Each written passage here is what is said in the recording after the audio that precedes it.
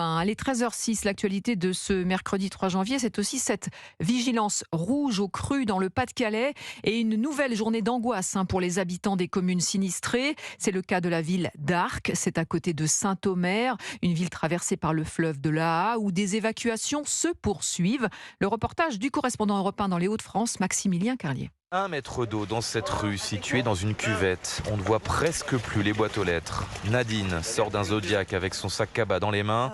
Elle quitte à nouveau sa maison. Je viens d'être évacuée parce qu'on a été inondé jusqu'à...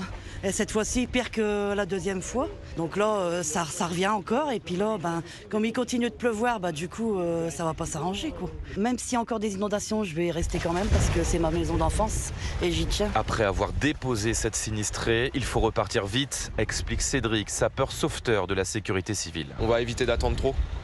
Chaque fois qu'on passe un peu de temps ici, c'est du temps qu'on peut pas être à profit pour les gens. On va dire que le plus gros est passé, il n'y a pas de tempête actuellement, donc ils sont plutôt rassurés quand ils nous voient.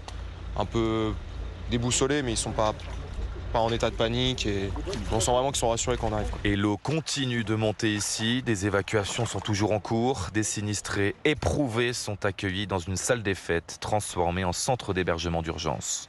Arques, Maximilien Carlier, Europe 1.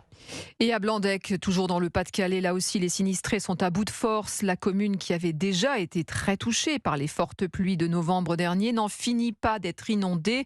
Un spectacle de désolation qui pousse certains habitants comme Valérie à envisager des solutions radicales. Là, il faut qu'on rase toutes ces maisons. Cette rue-là, il faut raser. Même si vous habitez là ? Oui, il faut raser. Ma maison, je l'adore. C'est une rue formidable. C'est une rue calme, c'est une rue verdoyante, c'est une rue... Les gens sont sympas, on s'y sent bien, on y est bien. Mais là, au vu de ce qui se passe, non, c'est dangereux.